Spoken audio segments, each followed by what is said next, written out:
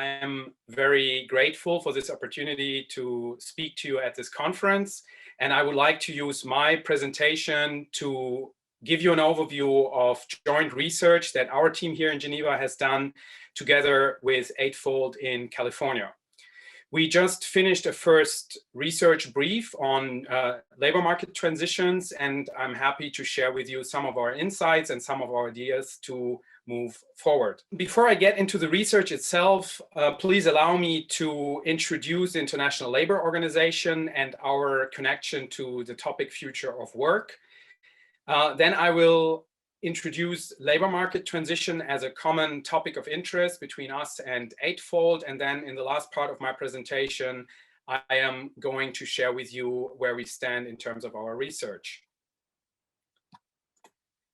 Who is the ILO? The International Labour Organization is the oldest UN organization that exists. We were created in 1919 as a member of the League of Nations. We are the last member of the League of Nations that disappeared during the two world wars.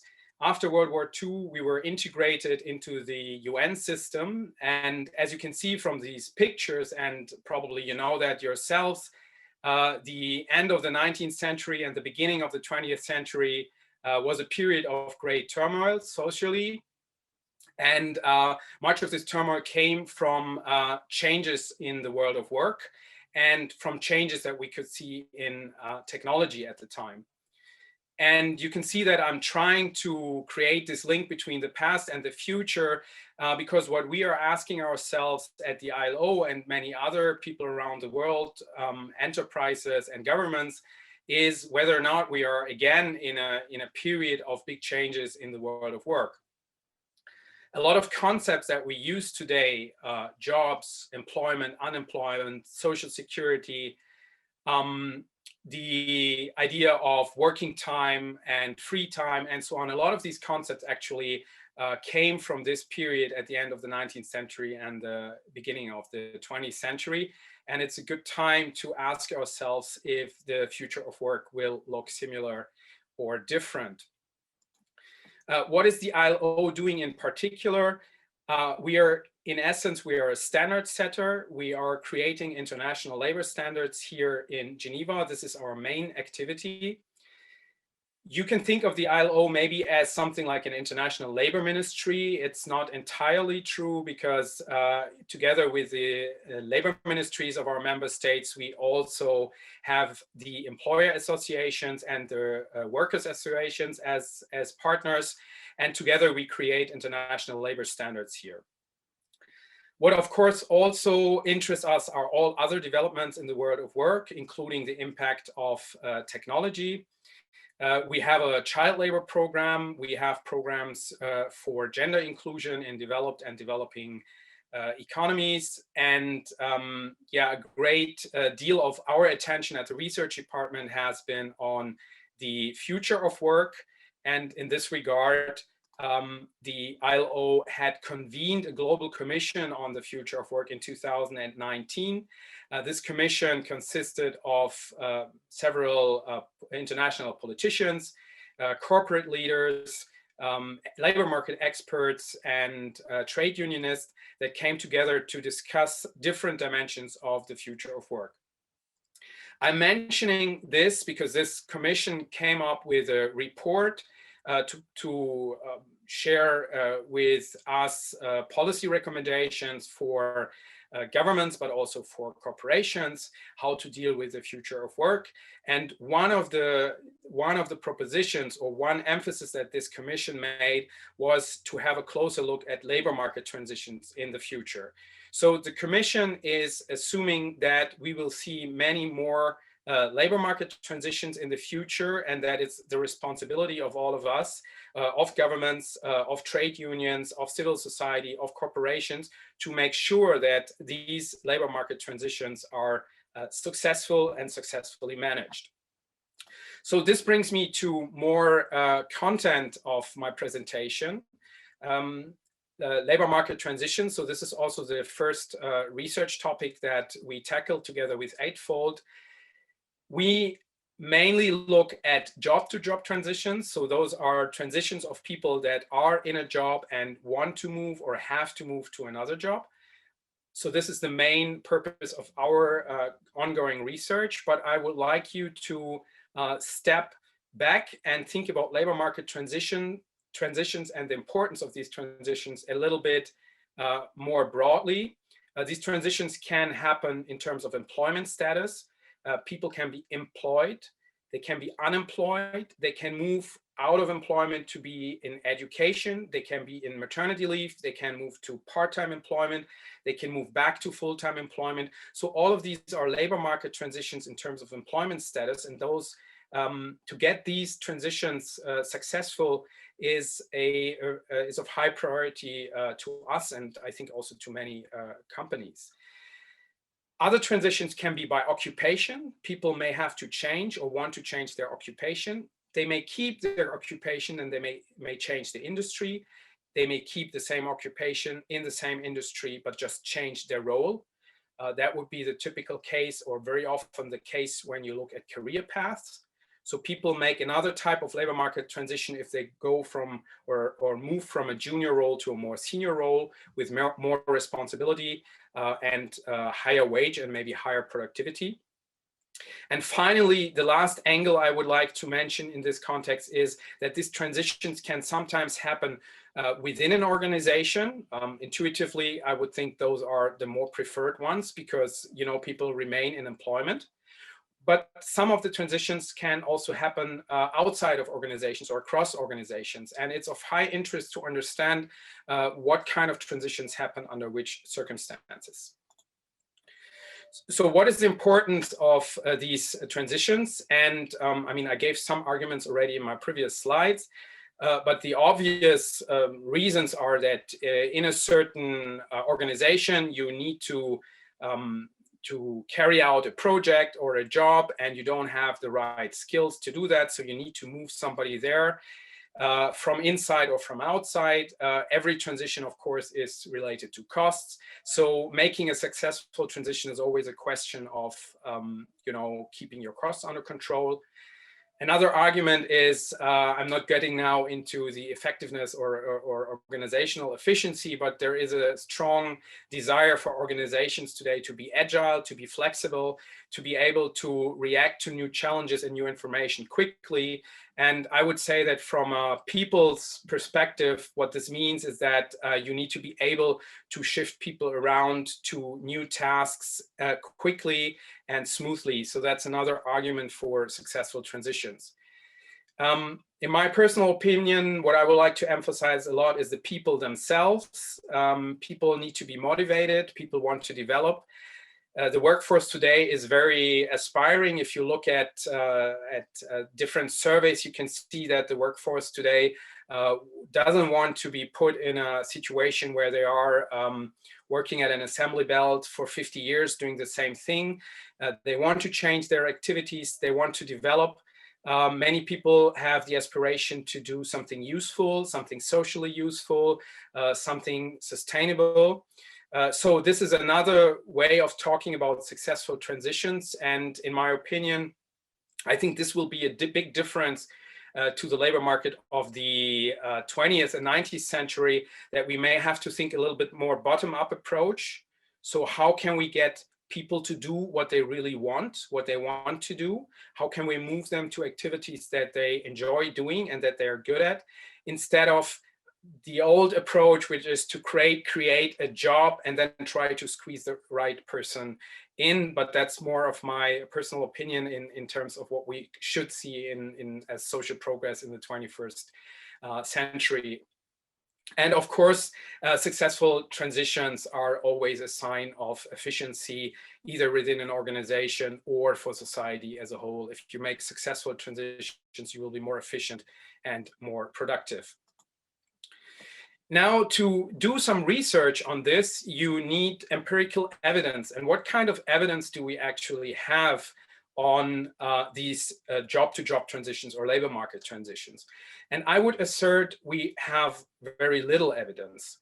The main source of data that economists use labor economists use are labor force surveys. Those are surveys conducted by national statistical agencies. If you get them in the form of longitudinal data, so if there is a wave that has been done with the same group of people in several over several periods, for example, every year or every quarter, then you have a chance to get some idea about what kind of transition did people make from one period to the other.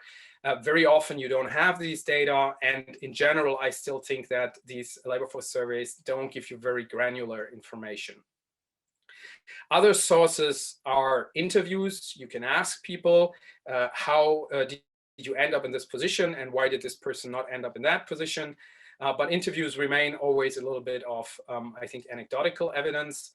We have enterprise or employee surveys, but very few of them, or I have never seen one that is really targeted at transitions. I mean, most employee surveys are that I've seen are mainly targeted at understanding employee satisfaction.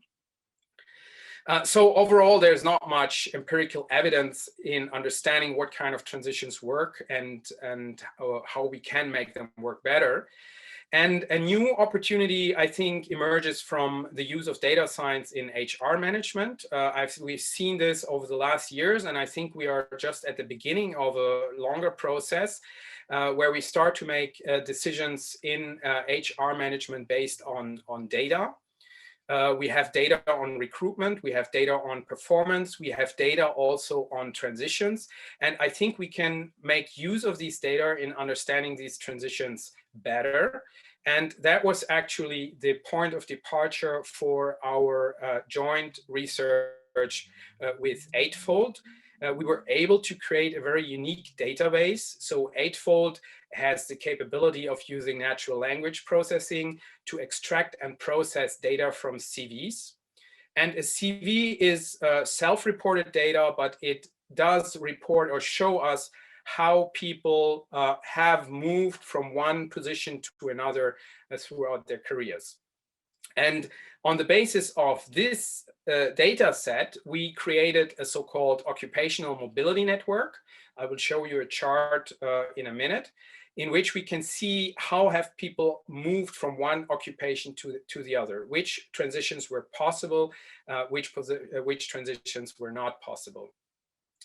And our interest in this endeavor is also in understanding better people's career paths, to see how people had possibilities to move from more junior to more senior positions. This is not yet reflected in the research brief. That is something that we are working on. What we already did is, maybe because everybody does it these days, we looked at the exposure to COVID measures and to automation shocks. So which groups of occupations are at a higher risk to being disrupted because of COVID measures, because of remote work, for example. Some occupations can easily be carried out remotely, others can't. And the other, of course, big technology shock that we're seeing and that we're discussing for years is automation, the use of AI, computers taking over different parts of our work. So we looked at those two aspects in this network, because if you have the network, the risk for a person to not be able to work anymore because of being replaced by a machine, for example, doesn't only depend on where you are, but it depends also on where you can go from where you are. So it is interesting to look at these questions in an occupational mobility network. And we are interested, of course, in socioeconomic characteristics. So who is able to move and who is not able to move? What are the characteristics? Is it women? Is it men? Is it both genders? So this is, let's say, in a nutshell, our research scope. So this is the first outcome of our research. We called it the Eightfold Occupational Mobility Network. I will explain a little bit what I'm showing here. Each knot that you see is an occupation, and the bigger the knot is, the more people are in this occupation. So this is the data coming from Eightfold. And so the bigger knots are occupations where a lot of people are employed, And then the edges show you how you can move from one occupation to another. So you can already see that there are some knots with a lot of edges. So those are occupations from which people had many opportunities to move to other occupations based on the past data that we saw in the CVs. And there are some other knots which have only one or two or very few knots. So those are occupations where people couldn't move easily for whatever reasons. So the first effort that we made was to make kind of the data that we got from Eightfold, make it visible in this network. Now, let me say a little bit more about the occupation. So of course, everybody that reports itself in a CV doesn't use a classified occupation, like a standardized occupation classification. People just put the job title that they have or that they think they have. And so it is difficult to define these different knots. With the Eightfold technology, we made a first step by the algorithm clustering different job titles into different job clusters. I think we ended up with like 500 that Eightfold was proposing to us. And then in a second step, we used another algorithm that is available in the literature to match those job titles that we got, these clustered job titles from the CVs, to match them to the US American subcodes. These are the standardized occupational codes by the Bureau of Labor Statistics.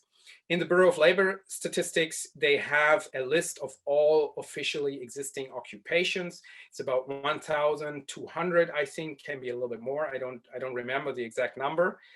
And there is a code for each occupation. There's a title, there's a description, there is a set of skills that is associated with each of these occupations. And we match this with Eightfold data. So each knot that you see here is an official classified occupation, but the data is coming from Eightfold. And I think we have about 700 occupations here. So the last point, what are the colors that you are seeing? The colors describe different communities. So the network model that we used, a colleague of mine used the data to create this network, and the network made propositions to us how to group these occupations in different communities. So each color is one community, and it's where the algorithm told us those groups or those occupations in one community, there is a lot of fluidity going on. People in this community, in these occupations, are able to move easily across different occupations, but it's difficult to move from one community to another community. The labels, we came up with the labels by looking at different occupations in each of the communities. For example, the dark green one, which is the biggest one, is general business and management. There were a lot of occupations that are related to general business and management. And these occupations are in community 1. And within this community, a lot of successful transitions have happened. Another community, computer and engineering, it's much smaller. You can see there are fewer edges, so there are less transitions happening, and it's difficult to move from this community, computer and engineering, to another community. I'll explain a little bit more about these 28 occupational communities that we came up with. We played around with the network model and to see if the communities could be split up differently, but the algorithm or the model kept telling us, no, it's really those 28 communities. We have a very large one, number 1. 54% of the occupations in the Eightfold sample came from this community, and we thought, okay, maybe there's a way to split it up, but there isn't. So the algorithm really said, no, this group of people are going through a lot of job transitions. First, it was interesting to see that, there are a few bigger communities and some very small ones. So there are some, it doesn't necessarily have to be a bad thing, but there are some communities which seem to be a little bit detached from others. Another interesting finding was, you can see in the last column, that we matched the BLS SOC codes, so the occupational groupings from the BLS, to these communities. So we looked which SOC codes are in these communities. And you could have expected maybe that in each of the Eightfold communities, you have exactly one occupational group or major occupational group of the BLS. And it turned out that that's not the case. So you have some of those occupations, some subgroups are in one of these communities, but then another subgroup can be another community.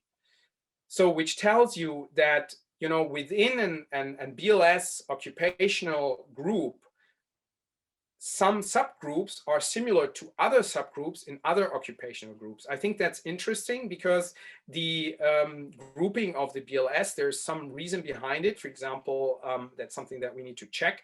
I would think that the skills that the BLS used are similar in one occupational group. But just one example that I remember, the law occupations were, a part of them were in our community 20, lawyers and judges, and another group of law occupations was in another community. And so there seems to be little fluidity between among some of these law occupations. And we could see that there was a lot of fluidity between higher law degrees, lawyers, judges, and so on, and several educational occupations. I will finish up. I just want to show you like a few more things that we did and that you can do with this data. A big question that came up in the beginning was, okay, how representative actually is the Eightfold data if you compare it with the data of the United States? I have to say that we deliberately used only American data at the beginning because we had more observations, and also the BLS data is very good. So this allowed us to make some comparisons. Here you can see the employment shares. So if you want the number of observations or the number of people employed in the Eightfold sample on the one side and for the US economy on the other side. So we use the, if you want, artificial Eightfold communities and ask ourselves, how would this look if you take the whole US economy with BLS data? And so there were some differences. So the employment shares are not exactly the same. So in that sense, there is some kind of bias in the sample. So it's not a fully representative sample. But there were a lot of similarities as well. I mean, we did find this big community also in the BLS data. There we even had over 70% of all jobs were in this community one in the US economy, while in Eightfold it was about 60%. And several of the smaller communities had also different employment shares. I'll show you one last piece of analysis before we can think about what we can do in the future with this. So one thing that interested us was, okay, what's the exposure of these communities to COVID and to automation? We used two indices to measure this. What you can see on this slide is the 28 communities. Each bubble here is one community, and the size of the bubble tells you how large the community is. So you can see in the first quadrant, this big bubble is of course the large community one. And then on the two axes, on the horizontal axis and on the vertical axis, we used two metrics to measure how easily can the occupations in this community be performed remotely. This is the horizontal axis, and to what extent are the occupations in this community exposed to automation. Automation is a little bit a simplified version because we used an index which is called suitability for machine learning that was created by some guys at MIT. They have created this index for each occupation in the in the US SOC system. And it doesn't only measure automation, it measures to what extent they believe new technologies, AI, suitability for machine learning computers can or will affect the this particular occupation. So it's not 100% automation. It can also be transformation of the job. It doesn't have to be a replacement, but we use automation here for simplicity. So maybe what is interesting, so this is just one way how you can look at the data. So what is maybe interesting is if you look at these quadrants, you can see those in quadrant ones, which are very high. Those are jobs that probably are communities that will be affected a lot by machine learning techniques, by new technologies, but very close to the zero. So the zero is always a low risk, but those are jobs that cannot easily be performed remotely. Maybe most interesting in this chart is the quadrant 2. So you can see these communities there, 21, 24, and so on. So those are communities in which there are occupations that you cannot easily carry out remotely, but you want to do that because of the pandemic. So you want to do that remotely, but you can't because of the characteristics of the job, but you can automate them, or there's a high suitability for machine learning to be applied to these jobs. So this could be an indication of jobs that are at high risk. You don't want to perform them physically, but you have to. But at the same time, there's possibilities to have machines do that for you. So this is one way how you can start analyzing these data. And the next step would, of course, be to see how easily can you move across these communities. So let me finish with some remarks. So this is the first brief that we did together, and the emphasis was on kind of describing the data, showing the kind of data that we have. So it's a bit of a descriptive brief. It's a purely statistical analysis at this point. So we can see what kind of transitions are happening, but we don't know why. We have some suspicions, of course. I mean, skills is always a good candidate to explain why people can move from one job to the other, but we haven't studied that.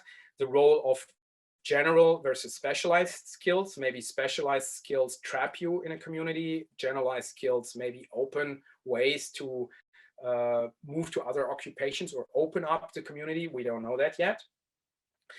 Another area that interests us, of course, is possibly a new topology of skills. The BLS has a topology of skills, and it would be interesting to compare this with what the data from Eightfold is telling us.